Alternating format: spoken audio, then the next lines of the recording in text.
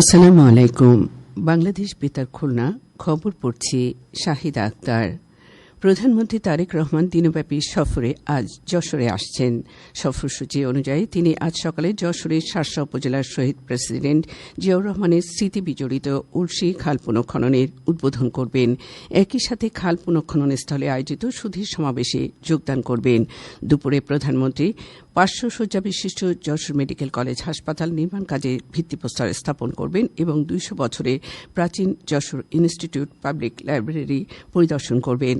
এছাড়া বিকেলে প্রধানমন্ত্রী তারেক রহমান যশোর কেন্দ্রীয় ঈদগাহ ময়দানে আয়োজিত এক জনসভায় প্রধান অতিথি হিসেবে ভাষণ দেবেন। প্রধানমন্ত্রী তারেক রহমানের আগমনকে ঘিরে নতুন রূপে সেজেছে যশোর। শহর জুড়ে নানা প্রস্তুতির পাশাপাশি নেওয়া হয়েছে বিশেষ নিরাপত্তা ব্যবস্থা। এদিকে জেলা প্রশাসক আশিক হাসান জানিয়েছেন, প্রধানমন্ত্রীর সফর উপলক্ষে সর্বাত্মক প্রস্তুতি নেওয়া হয়েছে। নিরাপত্তা নিশ্চিতে পুলিশ, র্যাব, আনসার, ভিডিপি ও সেনাবাহিনীর সদস্যদের সমন্বয়ে বিশেষ ব্যবস্থা গ্রহণ করা হয়েছে। পাশাপাশি প্রেসিডেন্ট গার্ড রেজিমেন্ট, পিজিআর ও স্পেশাল সিকিউরিটি ফোর্স এসএসএফ এর সদস্যরাও দায়িত্ব পালন করবেন। গোয়েন্দা সংস্থার সদস্যরাও মাঠে সক্রিয় রয়েছেন।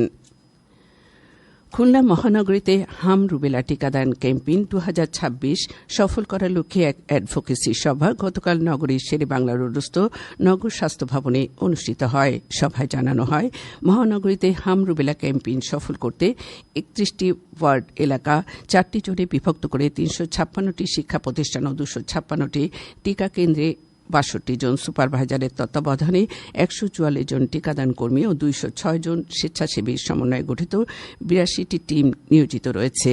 ক্যাম্পেইনে 6 মাস থেকে 5 বছরের কম বয়সী 93,788 জন শিশুকে 1 ডোজ করে হামিদ টিকা প্রদানের লক্ষ্যমাত্রা নির্ধারণ করা হয়েছে। এছাড়া স্বাস্থ্য ও পরিবার কল্যাণ মন্ত্রণালয়ের অধীন সম্প্রসারিত টিকাদান কর্মসূচির ইপিআই এর আওতায় হাম রুবেলা টিকাদান ক্যাম্পেইন আগামী 20 মে পর্যন্ত চলমান থাকবে। প্রথম 8 কর্মদিবসে নগরে বিভিন্ন ইপিআই টিকাদান কেন্দ্রে এবং পরবর্তী 6 কর্মদিবসে শিক্ষা প্রতিষ্ঠানসমূহে টিকা প্রদান কার্যক্রম চলমান থাকবে বলে জানানো হয়েছে। খুলনা সিটি কর্পোরেশনের প্রশাসক নজরুল ইসলাম মঞ্জু সভায় প্রধান অতিথি ছিলেন।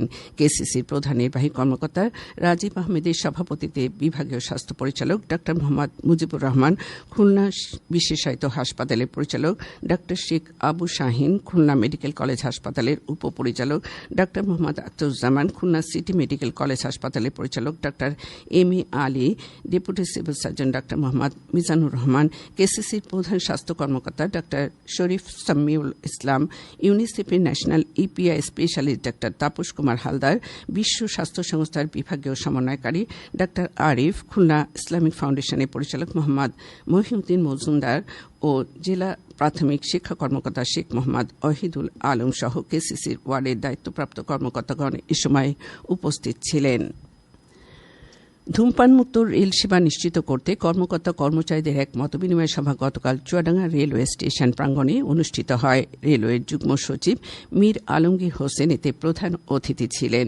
সভায় যাত্রীদের নিরাপদ ও স্বাস্থ্যসম্মত পরিবেশ নিশ্চিত করতে রেল স্টেশন ও ট্রেনে ধূমপান সম্পূর্ণ নিষিদ্ধকরণ, ধূমপান মুক্ত পরিবেশ গড়ে তুলতে স্টেশন এলাকায় সচেতনতামূলক প্রচারণা জোরদার এবং আইন অমান্যকারীদের বিরুদ্ধে ব্যবস্থা গ্রহণের সিদ্ধান্ত গৃহীত হয়।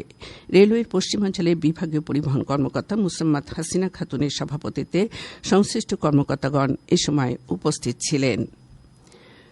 নবাগত পুলিশ সুপার মোহাম্মদ তাজুল ইসলামের সাথে খুলনা জেলার প্রিন্ট ও ইলেকট্রনিক মিডিয়া সাংবাদিকদের এক মতবিনিময় সভা গতকাল পুলিশ সুপারের কার্যালয়ের সম্মেলন কক্ষে অনুষ্ঠিত হয়। সভায় জেলার সার্বিক আইন শৃঙ্খলা পরিস্থিতি, অপরাধ প্রবণতা এবং জননিরাপত্তা সংশ্লিষ্ট বিভিন্ন বিষয় নিয়ে সাংবাদিকরা তাদের মতামত ও পরামর্শ তুলে ধরেন। এছাড়া পুলিশ সুপার নিরাপদ, শান্তিপূর্ণ ও মাদকমুক্ত খুলনা গড়ে তুলতে গণমাধ্যমের সঠিক তথ্য উপস্থাপন ও জনসচেতনতা বৃদ্ধিতে সার্বিক সহযোগিতা কামনা করেন। অতিরিক্ত পুলিশ সুপারগণ সহ সংশ্লিষ্টরা এ সময় উপস্থিত ছিলেন। জলবায়ু পরিবর্তনের ঝুঁকি মোকাবেলায় সাতক্ষীরার শ্যামনগর উপজেলার বুড়িগোয়ালিনী ফরেস্ট সরকারি প্রাথমিক বিদ্যালয় প্রাঙ্গণে গতকাল 200 জন কৃষকের মধ্যে লবণ সহনশীল বীজ ও কৃষি উপকরণ বিতরণ করা হয়। উপজেলা কৃষি কর্মকর্তা প্রধান অতিথি হিসেবে এসব বিতরণ করেন। এ সময় প্রত্যেক কৃষকের মধ্যে বিভিন্ন জাতের সবজির বীজ, 40 কেজি করে জৈব সার, 5টি জিও ব্যাগ ও 1টি করে পানির ঝাঁঝরি দেয়া হয়। প্রেস ক্লাবের সভাপতি ও বেসরকারি সংস্থার কর্মকর্তা সহ গণ্যমান্য ব্যক্তিবর্গ এ সময় উপস্থিত ছিলেন। খেলার খবর, ফুটবল।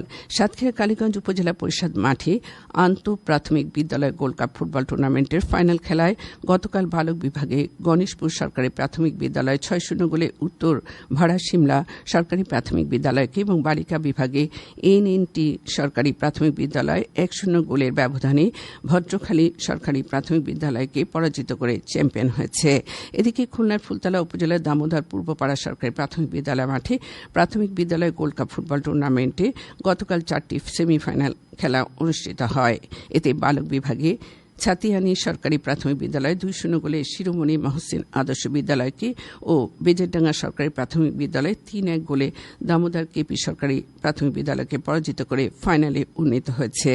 এদিকে বালিকা বিভাগে উত্তর দিহি সরকারি প্রাথমিক বিদ্যালয় 2-0 গোলে উত্তর শিরোমণি প্রাথমিক বিদ্যালয়কে ও পিপরাইল সরকারি প্রাথমিক বিদ্যালয় 1-0 গোলে দামোদর পূর্বপাড়া সরকারি প্রাথমিক বিদ্যালয়কে পরাজিত করে ফাইনালে উন্নীত হয়েছে। এছাড়া মাগুরা আবালপুর সরকারি প্রাথমিক বিদ্যালয় মাঠে 8 দলীয় ফুটবল টুর্নামেন্টে গতকালের উদ্বোধনী খেলায় দেড়ুয়া একাডেমি 3-1 গোলে আলাইপুর একাডেমিকে পরাজিত করেছে। এর আগে সংসদ সদস্য মনোয়ার হোসেন খান প্রধান অতিথি হিসেবে এই টুর্নামেন্টের উদ্বোধন করেন। সবশেষে আবহাওয়া। আজ বেলা 1টা পর্যন্ত পূর্বাভাসে বলা হয়েছে রংপুর, দিনাজপুর, রাজশাহী, পাবনা, বগুড়া, টাঙ্গাইল, ময়মনসিংহ, ঢাকা, সিলেট ও কুমিল্লা অঞ্চলে পশ্চিম উত্তর পশ্চিম দিক থেকে অস্থায়ীভাবে ঘণ্টায় 60 থেকে 80 কিলোমিটার বেগে দমকা থেকে ঝোড়ো হাওয়া বয়ে যেতে পারে। সেই সঙ্গে বৃষ্টি অথবা বজ্রসহ বৃষ্টিপাতের সম্ভাবনা রয়েছে। এসব এলাকার নদীবন্দরসমূহকে 2 নম্বর নৌ হুঁশিয়ারি সংকেত দেখাতে বলা হয়েছে। খবর শেষ হলো। আমাদের পরবর্তী খবর প্রচারিত হবে দুপুর 12টা 10 মিনিটে বাংলায়।